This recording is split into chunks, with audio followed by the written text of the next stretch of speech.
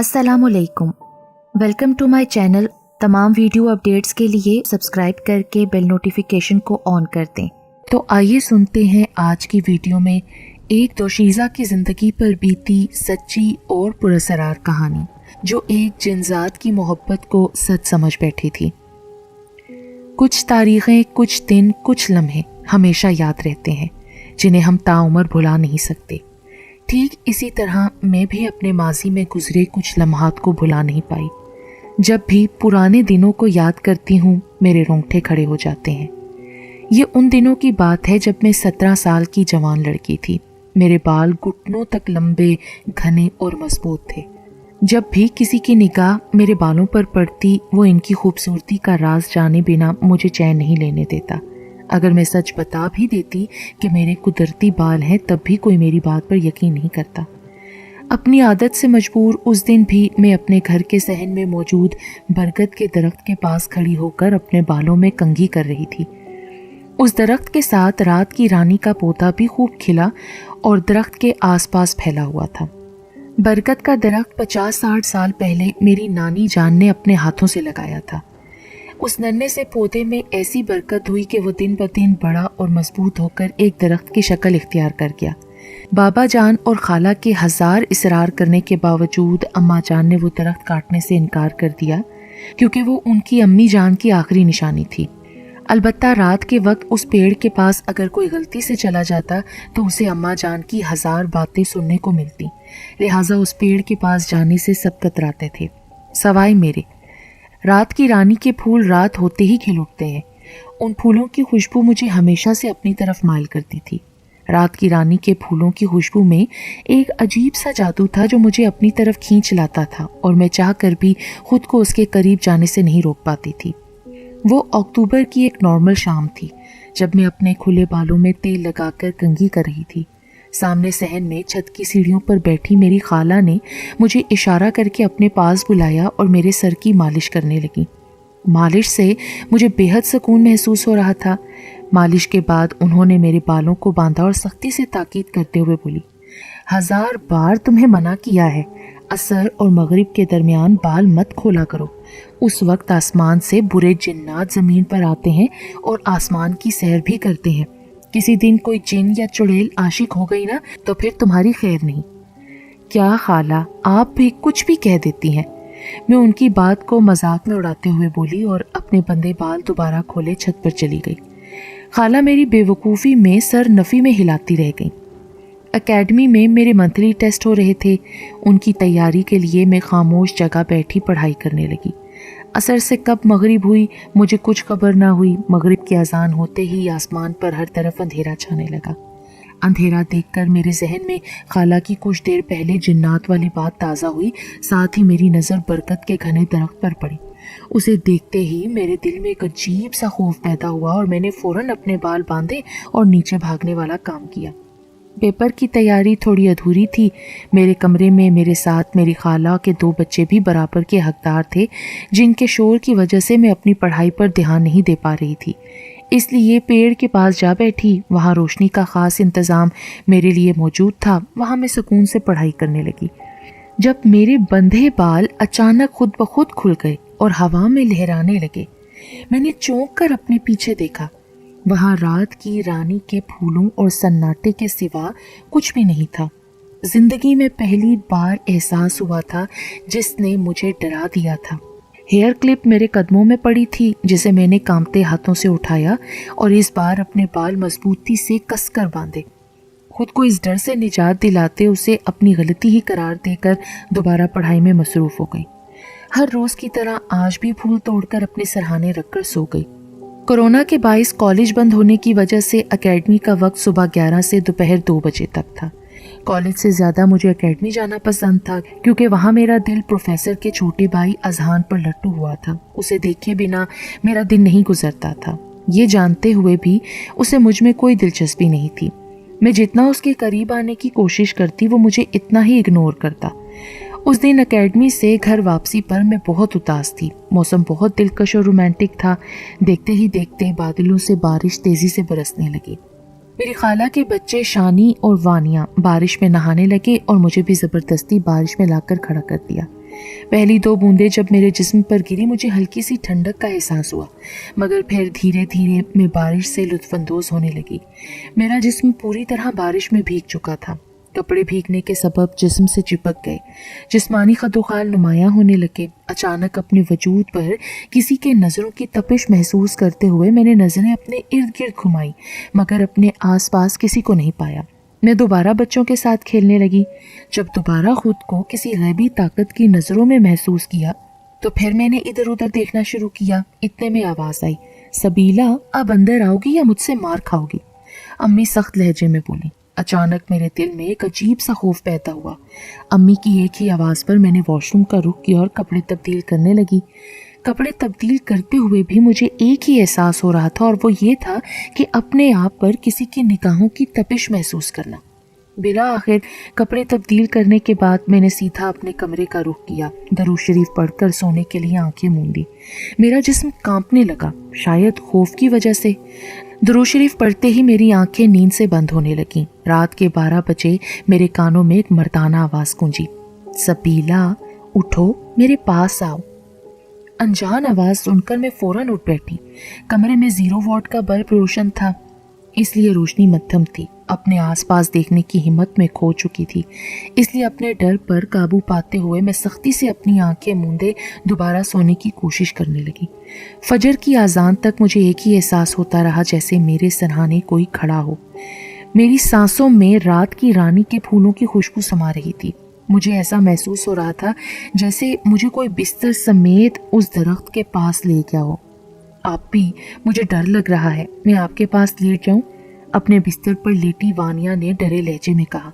मैंने फौरन हामी भर दी, क्योंकि मैं खुद उस वक्त बहुत ज़्यादा डरी सहमी थी। रात ख़त्म हुई, मेरा डर भी ख़त्म हो गया, मगर मेरा जिस्म बुखार में तप रहा था और सर भी बहुत भारी भारी हो रहा था। अम्मा और खाला अल्लाह का कलाम पढ़ पढ़ कर मुझे दम करती रहीं। पढ़ाई करने के साथ खाला जान डरा कर मुझे मज़ीद खौफज़दा कर रही थी। ये जो तुम असर के बाद बाल खोल कर यहाँ वहाँ मचलती फिरती हो ना, ये सब उसी का नतीजा है। 1000 बार मना किया है, अपने बाल मत खोला करो, मगर मजाल है जो तुम मेरी एक भी सुनो। अब देख लो, लगवा ली ना नज़र, हो गई ना बीमार।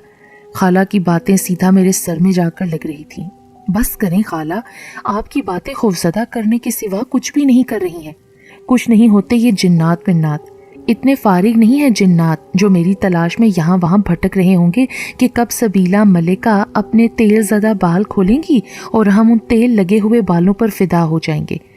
हर बार की तरह इस बार भी मैं खाला की बात को मजाक में उड़ाते हुए बोली, जिस पर वो मुझ पर बरम होते हुए कमरे से बाहर चली गई। मेरे कानों में वही रात वाली मर्दाना आवाज़ गूंजी। कोई कहकहा लगाकर हंसा। अब की बार मेरी आंखें खौफ से फटी की फटी रह गईं। अम्मा मेरे पास से उठने लगी। मैंने हाथ से पकड़कर उन्हें अपने पास बिठा लिया। कुछ दिन ऐसा ही चलता रहा। हर रोज़ मुझे एक ही एहसास होता रहा, जैसे कोई ताकत पूरी रात मेरे सरहाने के पास खड़ी रहती है।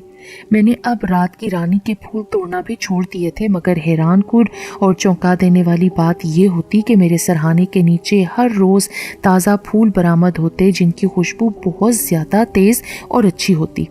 कुछ दिन बाद बुखार उतर गया, मगर मेरा सर हर वक्त भारी रहने लगा था। अपने बालों को ब्रश करने के बाद मैं उन्हें बांधने लगी। अचानक मुझे अपने हाथ की कलाई भारी महसूस हुई, जैसे किसी ने मजबूती के साथ मेरी कलाई को जकड़ लिया हो। खुले बाल बहुत अच्छे लगते हैं तुम पर, आइंदा के बाद इन्हें बांधने की गलती मत करना। एक भारी मर्दाना आवाज़ फिर से मेरे कानों में गूंजी। उसकी भारी आवाज़ में मुझे एक धमकी महसूस हुई। मेरी आंखों से आंसू बहने लगे। मैं अब थक चुकी थी इस आंख मचोली के खेल से। 1 माह से मैं रातों को उसके खौफ की वजह से सो नहीं पा रही थी। मेरी आंखों के गिर्द स्याह हल्के पड़ गए थे। इस दिन भी मैं घर में बिल्कुल अकेली थी। मैं घर में अकेली हूँ, ये मेरा वहम था। शायद ये मेरा वहम ही है कि कोई गैबी ताकत मेरे साथ मौजूद रहती है और जिसकी आवाज़ मुझे आती है। मैंने सर झटकते हुए ऐसे ही कह दिया, कौन हो तुम और क्या चाहते हो मुझसे? क्यों मेरा जीना हराम किया हुआ है? क्या बिगाड़ा है मैंने तुम्हारा? मैं गला फाड़ कर चीख कर बोली। अचानक एक तेज हवा का झोंका मेरे कमरे में दाखिल हुआ और सब कुछ तहस नहस करने लगा। उसे देखकर मुझे 100% यकीन हो गया था कि ये मेरा वहम नहीं है, बल्कि हकीकत है। कोई तो गैबी ताकत यहाँ मौजूद है जो मुझे अपने होने का एहसास दिला रही है। میں ایک جن زادہ ہوں جس کی پہلی محبت تم ہو۔ وہی بھاری آواز پھر سے آئی جو مجھے ہر روز سنائی دیتی تھی۔ ایک جن کے منہ سے اپنے لیے اظہار محبت سن کر مجھے تو اپنی آنکھوں کے سامنے اندھیرا آتا محسوس ہوا۔ بس کرو یہ سب، مجھے ڈر لگ رہا ہے، اپنی آنکھوں کے سامنے ہاتھ رکھے میں نے روتے ہوئے کہا۔ میرے کہنے کی دیر تھی، سب کچھ نارمل ہو گیا۔ اس جن زادے سے شاید میرا رونا برداشت نہیں ہو رہا تھا۔ میری قسمت نے اس وقت میرا ساتھ دیا۔ اماں نے دروازے پر دستک دی۔ میں بھاگتی ہوئی باہر کی جانب بڑھی اور دروازہ کھولا۔ سامنے اماں اور خالہ کو دیکھ کر میری جان میں جان آئی، مگر میرے ماتھے پر آیا پسینہ ان سے چھپ نہ سکا۔ اماں نے فوراً پریشان لہجے میں پوچھا، کیا ہوا سبیلا؟ تم اتنا خوفزدہ کیوں لگ رہی ہو؟ سب ٹھیک تو ہے نا؟ اماں کے پوچھنے پر میرا شدت سے دل چاہ رہا تھا کہ ان کے گلے لگ کر رو رو کر انہیں سب کچھ سچ بتا دوں، مگر اماں کے خوف سے میں خاموش رہی اور بہانہ بناتے بولی، کچھ نہیں اماں، بخار کی دوائی کھائی تھی، شاید اسی لیے پسینہ آ رہا ہے۔ اکیڈمی سے آف ہونے کی وجہ سے میری پڑھائی کا اچھا خاصا نقصان ہو گیا تھا۔ اگلے دن میں اکیڈمی جانا چاہتی تھی۔ اپنی کچھ کتابیں لینے کے لیے اکیلی ہی مارکیٹ چلی گئی۔ بازار جو گھر کے قریب ہی تھا، اس لیے اماں نے اکیلے جانے سے منع نہیں کیا۔ مہنگائی جو آئے دن بڑھتی ہی رہتی ہے، میں نے اپنی بچت سے زیادہ شاپنگ کر لی۔ بک 2-4 ہی لی، البتہ کھانے پینے کی اشیاء زیادہ خرید لی۔ جب بل دیکھا تو 4000 بنا اور میرے پاس 2000 تھا۔ دکاندار جو جاننے والا تھا اس نے اعتبار کرتے کہا، باقی پیسے بعد میں دے جانا۔ میں نے بھی خوشی خوشی حامی بھر دی۔ جب میرے ساتھ کھڑے ایک نوجوان نے اس دکاندار کی طرف پیسے بڑھائے اور بولا، ان محترمہ کے بھی پیسے کاٹ لیں۔ میں نے حیرت سے تب اس شخص کا چہرہ دیکھا اور وہ دکاندار مجھے عجیب نگاہوں سے دیکھنے لگا۔ چہرے پر 12 بجائے میں وہاں سے فوراً رفو چکر ہوئی۔ گھر آ کر خود کو کمرے میں بند کر لیا۔ رات جب سب سو گئے تب میں نے چپکے سے صحن میں آ کر بآوازی بلند پوچھا، کون ہو تم اور کیا چاہتے ہو؟ میں جن ذاتہ ہوں سبیلا، تم سے محبت کرتا ہوں، اور یہ بات اپنے دل سے نکال دو کہ میں تمہیں کبھی چھوڑ کر جاؤں گا۔ میں ہمیشہ تمہارے پاس رہوں گا۔ مجھے تم سے عشق ہے، عشق۔ اس جن ذاتے کا اظہار محبت میرے کانوں میں گونجا۔ وہ بالکل میرے پاس کھڑا تھا۔ اس کی سانسیں بھی مجھے صاف محسوس ہو رہی تھی۔ میرے سامنے آؤ، میں تمہیں دیکھنا چاہتی ہوں۔ اپنی لڑکھڑاتی ہوئی زبان کے ساتھ میں نے یہ الفاظ کہے، یہ جانتے ہوئے بھی جنات دیکھنے میں کتنے خوفناک اور بھیانک ہوتے ہیں۔ صاف لفظوں میں کہوں تو اسے سامنے آنے کا کہہ کر میں نے خود اپنی موت کو دعوت دی تھی۔ میں تمہارا حکم کیسے ٹال سکتا ہوں؟ آخر تم جنزادے کی پہلی محبت ہو۔ ایک اچھے غلام کی طرح وہ میرے حکم کی تعمیل کرتے ہوئے بولا۔ اس کے کہنے کی دیر تھی، میں نے فوراً اپنی آنکھیں سختی سے بند کر لیں اور اپنے دونوں ہاتھوں کی مٹھیوں کو مضبوطی سے بند کر لیا۔ میں تمہارے سامنے آ رہا ہوں، کچھ دیر بعد اپنی آنکھیں کھول لینا، وہ جنزادہ آہستگی سے بولا۔ 1 منٹ تک میں یوں ہی بے ساختہ حالت میں آنکھیں بند کیے کھڑی رہی۔ آنکھیں کھول کر اس کو دیکھنے کی ہمت میں کہاں سے لاتی یہ میں نہیں جانتی تھی، مگر مجھے ہر حال میں اپنی آنکھیں کھولنا ہی تھی، چاہے میں ساری رات ہی اپنی آنکھیں کیوں نہ موندی رکھتی۔ اپنے دل کو مضبوط بناتے ہوئے بالآخر میں نے دھیرے سے اپنی آنکھیں کھولی۔ میرے سامنے وہ جنزادہ انسانی روپ میں کھڑا تھا۔ اس جیسا حسین چہرہ میں نے اپنی زندگی میں نہیں دیکھا تھا۔ اس کی تعریف کے لیے الفاظ کہاں سے لاؤں؟ اس کی خوبصورتی دیکھ کر میں سکتے میں آ گئی۔ وہ بالکل میرے آئیڈیل لڑکے جیسا تھا، ایسا آئیڈیل جس کی مجھے تلاش برسوں سے تھی، جو آج جنزادے کی شکل میں مکمل ہو گئی تھی۔ پھر میرے دل میں ایک سوال اٹھا، کیا جنات بھی کبھی اتنے خوبصورت ہوئے ہیں؟ یہ خیال آتے ہی میں ہوش کی دنیا میں واپس آئی۔ اس کے چہرے سے نظریں ہٹائے غصیلے لہجے میں بولی، شرم نہیں آتی تمہیں میرے ساتھ دھوکہ کرتے ہوئے؟ میں یہ بات اچھے سے جانتی ہوں، ابھی جو روپ تم نے دھارا ہے نا، یہ تمہارا اصلی روپ نہیں ہے۔ میری طرف دیکھو، کیا تمہیں یہ روپ اصلی نہیں لگ رہا؟ وہ میری آنکھوں میں ڈوبے بولا۔ اس کی آنکھوں میں میرے لیے بے تحاشا پیار جھلک رہا تھا۔ اس کے سامنے سے ہٹ کر میں نے فوراً خود کو اس سے دور کیا۔ اگر مزید اس کی آنکھوں میں ڈوبتی تو شاید ہمیشہ کے لیے وہیں کھو جاتی۔ کس کے ساتھ باتیں کر رہی تھی تم؟